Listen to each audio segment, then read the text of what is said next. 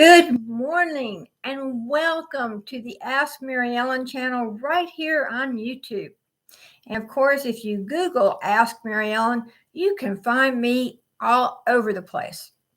I wanted to go on today and talk to you about the miracle of giving and receiving. And what's the difference? See, giving and receiving are like yin and yang, male and female. They're different aspects of the same energy flow. And this energy flow is necessary for life. For example, we as humans give off carbon dioxide. The plants and the trees take it in and they clean it and give us back oxygen. Now, bees go around gathering nectar.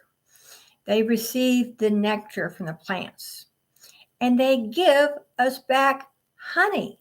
So that wonderful substance, I use it every morning in my coffee.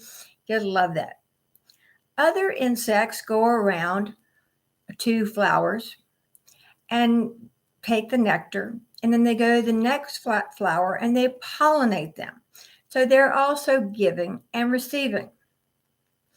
Now, all of these symbiotic relationships, you'll see them all throughout people in the world and animals, plants, everywhere. They create balance in our world.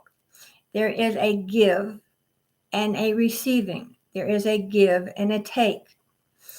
Now, neither one of these is necessarily better than the other one. It just, when you spend more time thinking about ways to give to others than what you're going to get or receive from someone else, you will have a lot more peace in your life and you will feel a lot of joy. And, come Christmas or whenever the time is to give and receive, you're going to be such a happy person. You have to become conscious with your relationship with giving. Many of us are taught growing up that giving is the way to show love. Giving becomes our love language. Yeah, air quotes. Giving is not necessarily showing love. Sometimes we have to give because of an obligation. You might have to give to your boss, or you might have to draw off a hat and give to somebody that way. But when you give because it's an obligation, it's not necessarily giving from the heart. A lot of people have an easy time giving, yet a very hard time receiving. And this goes back to their self-esteem, how they feel about themselves. They know they feel wonderful giving, but they don't feel good enough to receive such a wonderful gift from someone else. So, you can give compliments, you can give kindness, you can give thanks, you can give someone your attention, and of course, you can give a gift. And when you're giving a gift, make sure you truly think about the other person. Many people give gifts that they themselves want to receive.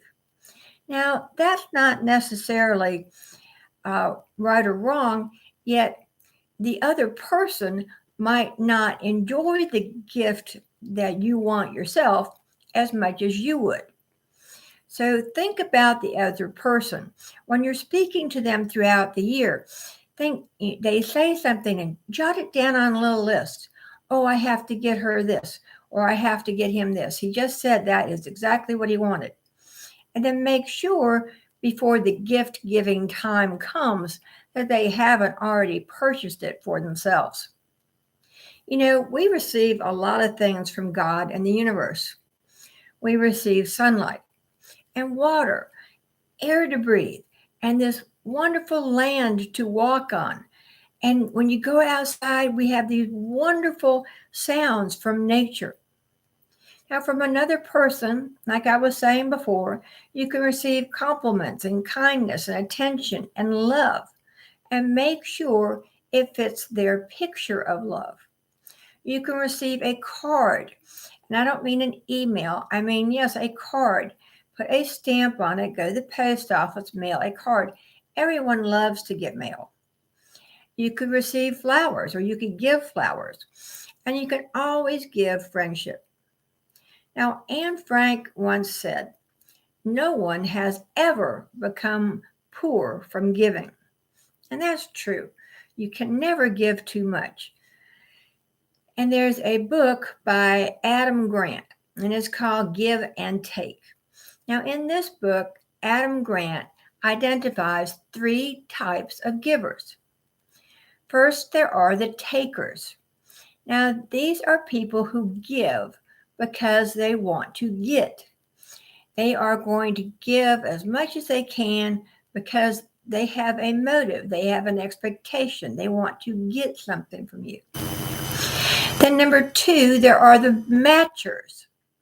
Now, these are people who, if they do a favor for you or give you a gift, they expect you to match it with a favor for them as much as theirs were, or even grander. And if they give you a gift, they expect you to match it with an even better gift. And then number three are the true givers. Now, these are people who give from your heart. They go out of their way to show support and attention and kindness with no strings attached. They don't expect anything from you. They just want to be there to give. These people have no motives, no judgments, and no expectations. So before you give, identify why you are giving. Do you have to? Is it expected? Is it an obligation? And understand about how you feel about giving to a certain person. And sometimes, yes, at this time of year, we do have to give to certain people out of possibly an obligation. And give what you can. Give to others what you want from others. So if you want joy, give them joy. If you want kindness, be kind to them. If you want respect, respect yourself. If you want success, promote their success, and they will promote yours. And love, if you want love, first love yourself.